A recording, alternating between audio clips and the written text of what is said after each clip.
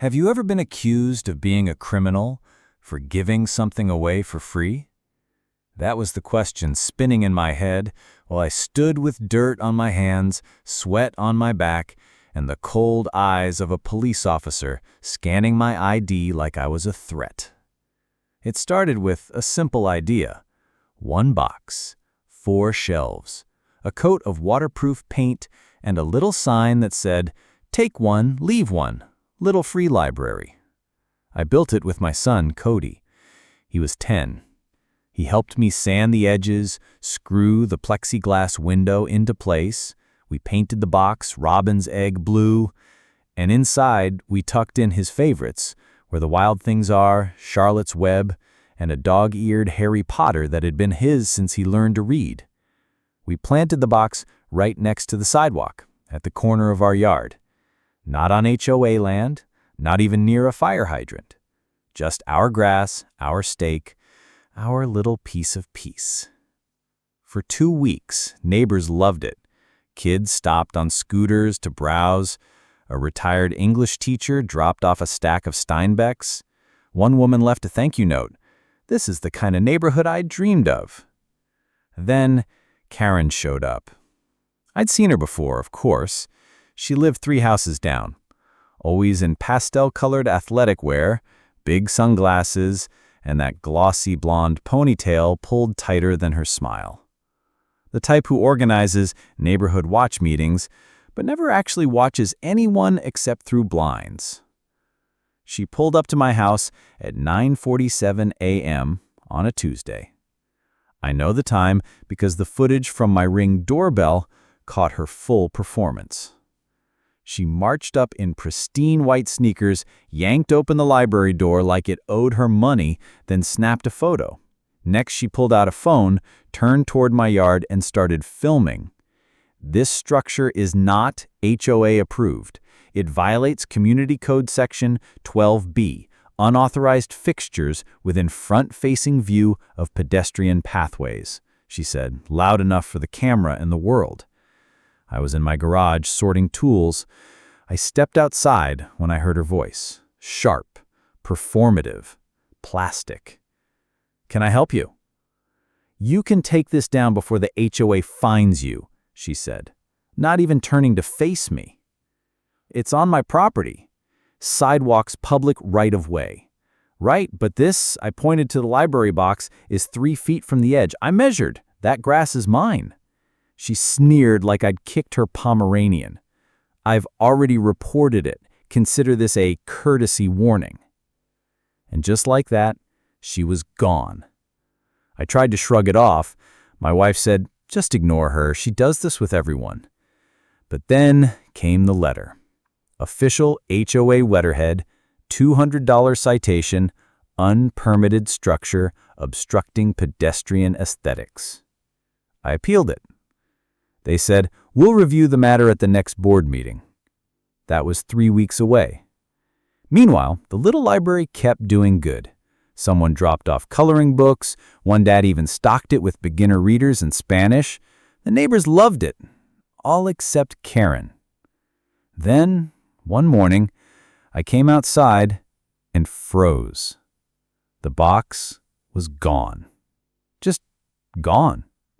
The post had been yanked out, books strewn everywhere, the base snapped, screws still sticking out like ribs. Cody's drawing of a cartoon dragon was torn in half, wet from the sprinklers. I ran to the porch and checked the security camera. No footage. The lens had been turned manually. But my neighbor across the street, Luis, had seen something. She was here before dawn, gray USV, parked right over there. She had gloves. I thought she was planting something. "Did you see her take it?" He nodded slowly. "Didn't want to get involved, but I think it's gone too far." That was when I called the HOA again. They said they had no idea what I was talking about. No enforcement officer had been authorized to remove the box. No record of complaint. Beyond Karen's, I asked if she had the right to act on behalf of the HOA.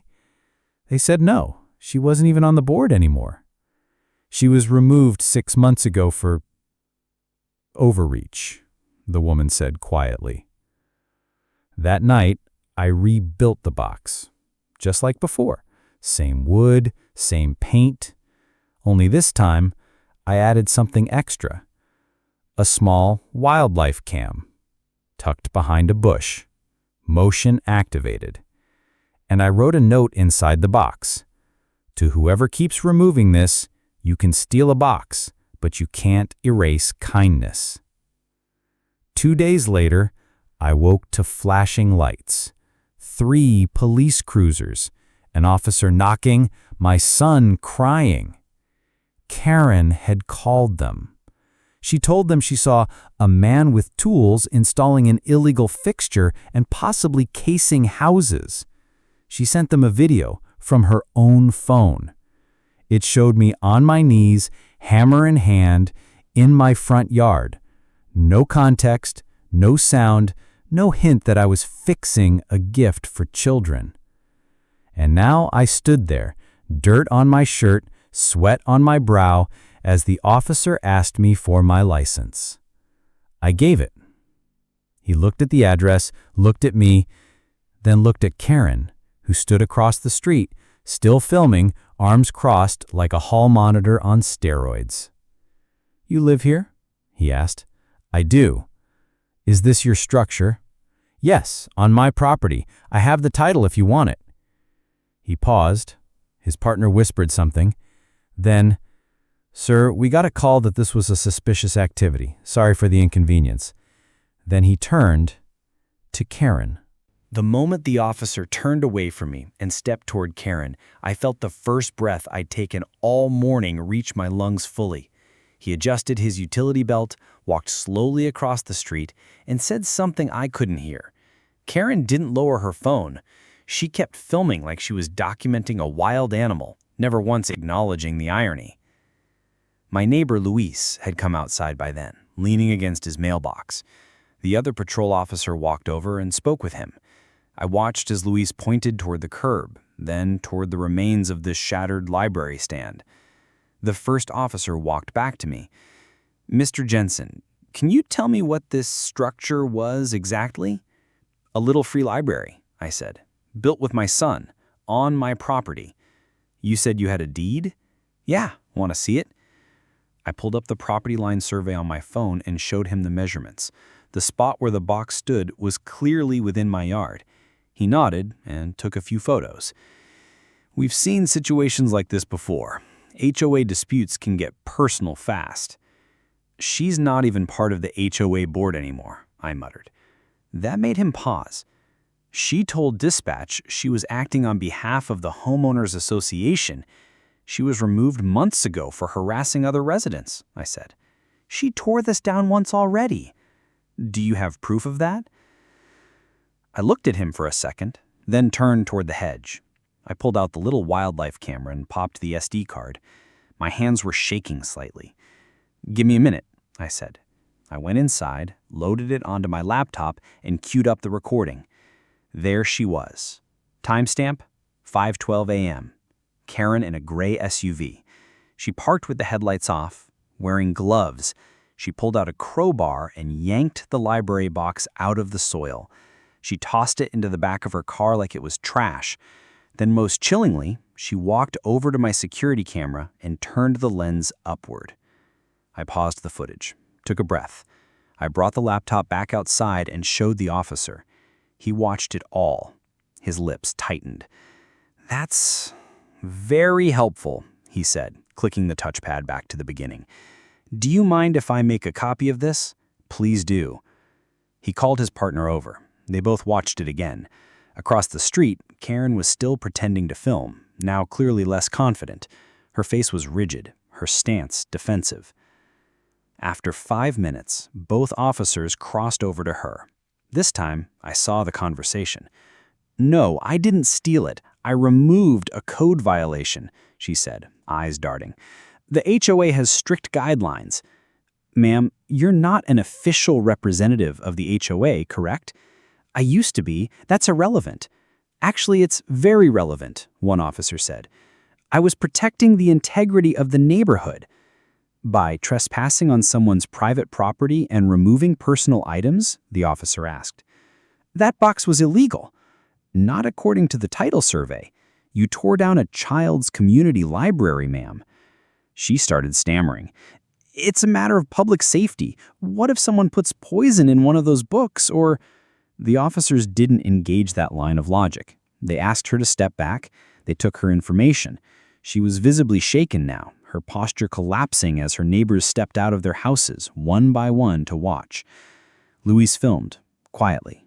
So did the woman 2 houses down who'd previously brought her grandkids to our library. I saw her mouth something toward Karen. Shame on you. By the time the officers left, Karen was flushed and muttering to herself. She stormed back into her house. Her garage door closed with the force of finality. But the damage was already done. Not to me, to her. That night, I posted the video on the neighborhood Facebook group. I didn't name her. I didn't insult her. I simply wrote, for those who wondered what happened to our little free library, this is what my wildlife cam captured last week. I debated whether to share this publicly, but I think our neighborhood deserves transparency. The reaction was immediate. Dozens of comments, hundreds of shares. Screenshots began circulating next door. Someone tagged the HOA board. Someone else emailed the footage to a local news tip line. People were furious, but not just at the destruction. They were furious because it felt familiar. One neighbor shared how Karen had tried to report their Christmas lights for being too bright. Another said she called animal control on their teenager's therapy dog. One woman, an elderly Vietnamese immigrant, said Karen used to patrol her front yard to make sure her grass didn't grow too wild. And then came the twist. That night, I got a message from someone I didn't expect. Daryl Mitchell. He was the former vice president of the HOA. Quiet guy. Wore polos, never said much at meetings, but he'd once backed Karen in a debate about fence heights. I assumed he was one of her allies. His message said this: I know this has gone too far. I should have spoken up earlier. I have something you need to see. I didn't reply to Daryl's message right away. To be honest, I wasn't sure if it was a trap. I half expected another wave of HOA spin, some carefully worded clarification to explain Karen's behavior away as a misunderstanding. But something about the tone, the simplicity, the guilt made me curious. So I wrote back. What is it? He responded almost immediately. Come by my place tomorrow, 6 p.m. Bring your laptop. The next day, I showed up. Daryl opened the door slowly, like he'd aged since I last saw him. He led me into his home office, bookshelves lined with HOA binders, a framed certificate on the wall from when he served on the board. I kept records, he said simply, from when Karen was president. He slid a USB drive across the table. Emails, audio, screenshots of private messages. She wasn't just overstepping. She was running a quiet campaign to control the entire neighborhood. She called it soft zoning. What does that mean? Unwritten rules, he said. Things she couldn't officially enforce, but could pressure people into doing, like removing trampolines or only planting native grasses. She'd shame people online, show up unannounced, spread rumors about violators being troublemakers. It worked for a while, until the complaints stacked too high. I plugged in the drive. There it was, a folder titled Karen, Private. Inside were dozens of PDFs and MP3s. One of them was a voice memo labeled Library Plan. I clicked play. Her voice came through clearly. It's not just the books, it's the message. People start building these little boxes, suddenly they think they own the neighborhood. It's a slippery slope. I'm removing it myself if no one else will. The board is full of cowards. She laughed at the end, a smug, clipped laugh. I didn't know she'd go through with it, Daryl said. But after I saw your video, I realized I'd helped enable this by staying quiet. Why are you telling me this now?" He looked down at his hands. "Because she's suing someone." "What?" "She filed a harassment claim against one of the newer residents, an Afghan war vet who painted his front door blue. She said it was unpatriotic and against HOA color policy. The guy doesn't even speak much English yet." I blanked. She's doubling down? She always does. I left Daryl's house with the drive in my pocket and a knot in my stomach. This wasn't just a grudge over a book box. This was someone trying to remake the entire neighborhood in their own warped image. That night, I posted again. This time, I didn't hold back. I included the audio. I included a screenshot of the HOA color policy. Nowhere did it prohibit blue doors. I included Karen's name. I wrote, "This is no longer about me. It's about every person in this neighborhood who's been intimidated, reported, or silenced by one voice pretending to speak for us all. You deserve to know the truth." And people listened. Within hours, the post had over 300 comments. Parents, veterans, retirees, immigrants, all chiming in with stories. She told me my wind chimes were a threat to mental wellness. She once put a note on my teen daughter's car saying her bumper sticker was anti-community. She filmed my kids playing soccer and sent the video to the board, claiming they were disturbing the peace. The neighborhood was turning. But Karen wasn't done.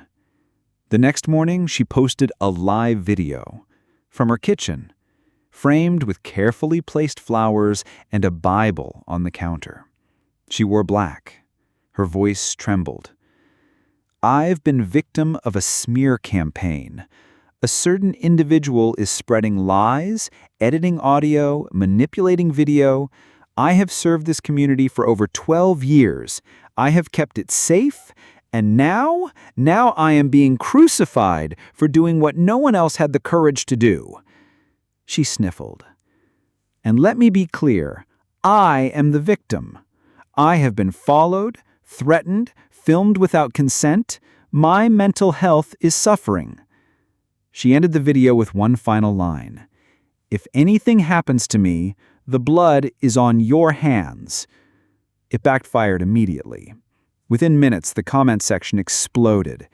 "You destroyed a child's library and called the cops on his dad. Stop weaponizing your tears.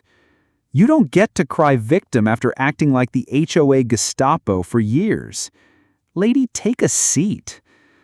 Still, I knew how these things went. Karen would escalate. She always had one more card to play.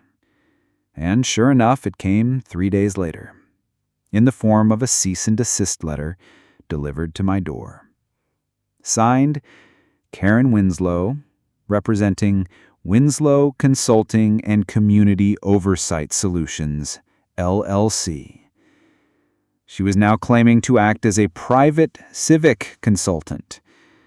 The letter accused me of defamation, slander, emotional distress, and malicious community fragmentation. She was threatening to sue. My stomach sank. I wasn't rich. I wasn't a fighter. I was just a dad who'd built a book box with his kid. But then something shifted again. My wife posted the letter. Word got out. A local journalist picked up the story.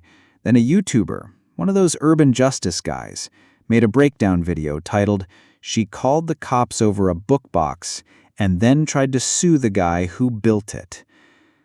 2 million views in 3 days.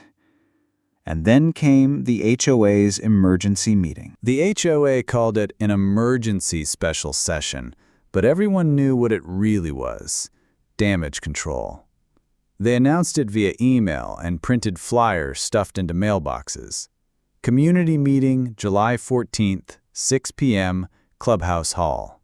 Topic: restoring trust and addressing recent events. When I arrived that evening, the clubhouse was already packed, standing room only. Couples with toddlers and strollers, retirees in folding chairs, teens holding their phones like recording devices. You could feel it, the quiet hum of collective outrage turning into something sharper, not just at Karen, but at the system that had let her thrive. The HOA board sat on a long folding table on the stage, looking visibly uncomfortable. The president, a soft-spoken woman named Lynn, tapped the mic and spoke first. "We want to thank everyone for coming. We know tensions have been high. The board has reviewed the footage, the evidence, and the communications that were made public, and we'd like to be as transparent as possible moving forward." There was a low murmur. People nodded. She continued. "The individual involved in the recent property destruction and false reporting, Karen Winslow, is not affiliated with the current HOA board. Her membership was terminated last fall following several complaints, which we did not, at the time, disclose publicly." That got a reaction. Gasps, a few boos. One man shouted, "You let her keep acting like she ran the place." Lynn held up her hands.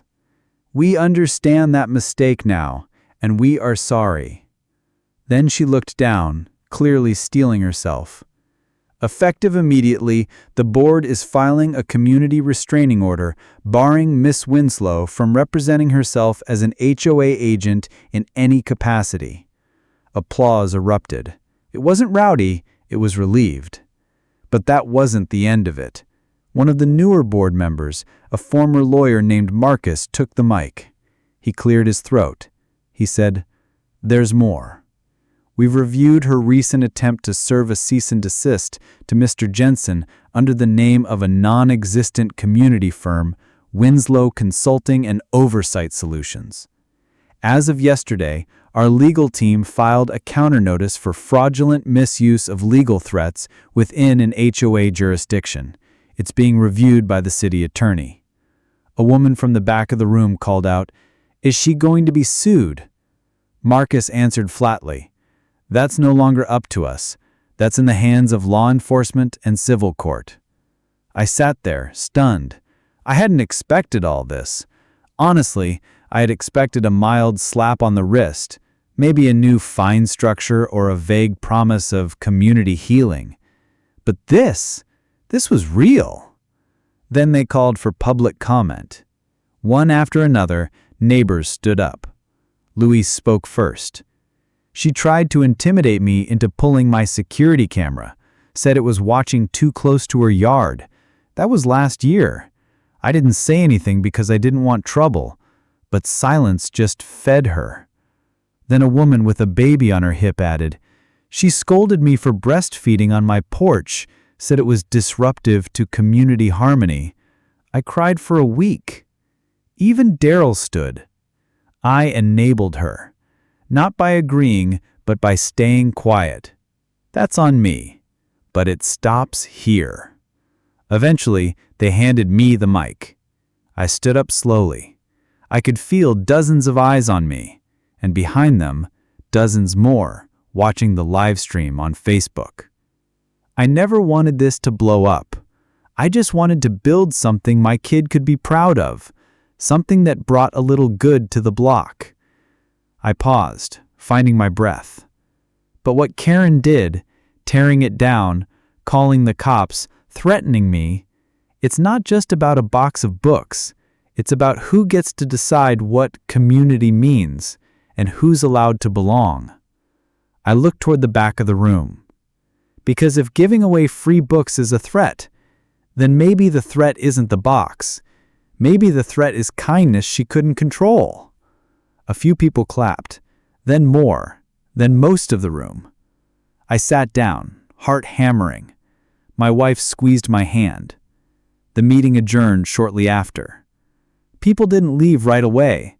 They lingered, talked, shook hands. Something had shifted. The fear was gone. The silence had cracked. But Karen was still not done. The next day, she posted a furious video on her personal page. No flowers, no soft lighting, just rage. She screamed into the camera about slander and libel and how she had records of every violation in this neighborhood going back 10 years. She ranted about cultural decay of suburban civility and accused me of running a book cult for children. She looked wild. No makeup, red-faced, voice cracking. It was 5 minutes of unfiltered meltdown. And that video?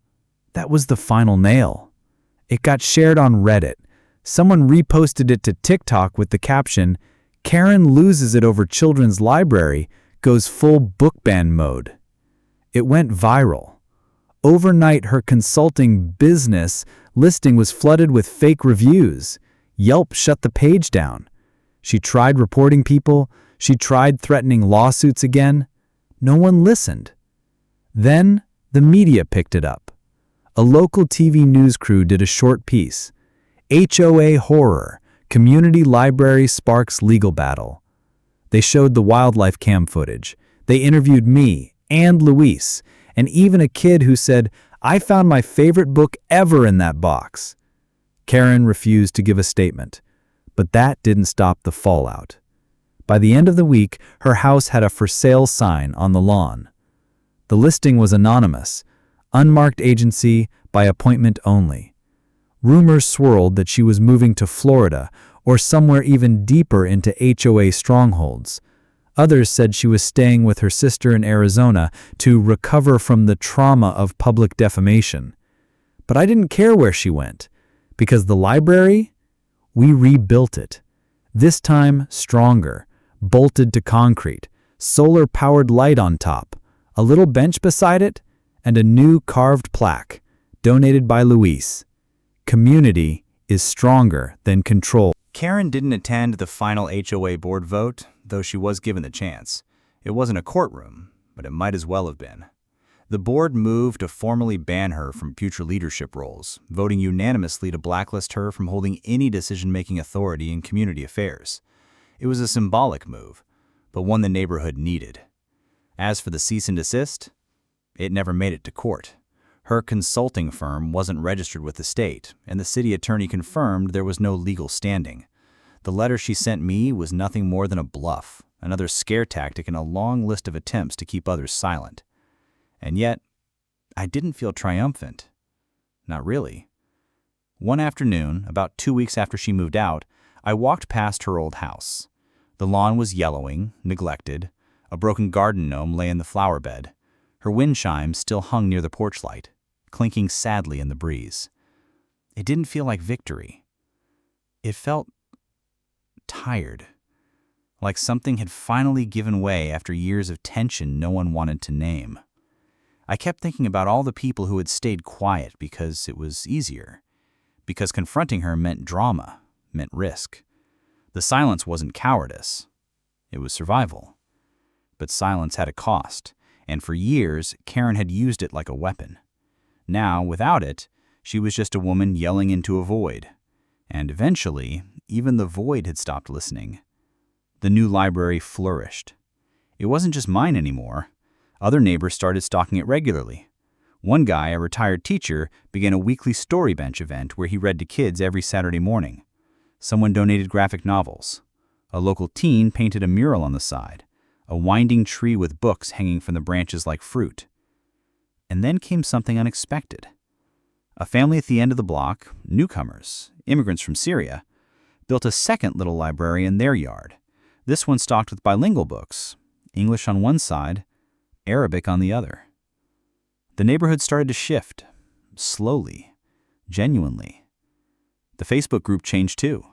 More posts about block parties, shared tools, community gardens, less policing of lawn heights, and more talk of shared compost bins and book swaps. We'd been through something ugly, but instead of turning away from each other, we'd somehow grown into something better. Cody, my son, asked me one night, why did she hate the library so much? I looked at him for a while, then answered carefully. Because it was free. And free things scare people who believe they should control everything. He nodded slowly, processing. I'm glad we rebuilt it. Me too. He grinned. You think someone will build a third one? I hope so, or a fourth, or a fifth. But the truth is, not everything healed. Some neighbors still kept to themselves. Some never commented, never liked, never said a word. Not everyone wants to be part of a movement, even when it's local, even when it's as simple as kindness. And sometimes, I'd find myself waiting for the next Karen, another self-appointed guardian of the rules, convinced their version of order mattered more than people. Because deep down I know, the Karen archetype doesn't disappear. It evolves. It hides in policy, dresses itself in language about safety and standards, and often finds new ways to reassert control. But this time I also know we're not unprepared. Because now, people speak up. They film. They share. They question. And that, more than anything, is what Karen lost. She didn't lose because we yelled louder. She lost because the silence broke. The day after Karen's moving van pulled away, I walked to the library and found something taped to its side. A small, handwritten note on lined paper. No signature, just 6 words. Thank you for standing your ground. And right next to it, a child's drawing. A smiling stick figure holding a book, standing beside a blue box with birds in the sky. I folded the note and tucked it inside the library. We keep it there still, in a clear sleeve, as a kind of reminder, not just of what happened, but why it mattered. And maybe, just maybe, what could still go wrong if we forget. So now I ask you, if she hadn't been exposed, how far would she have gone? And more importantly, what would you have done if it happened on your street?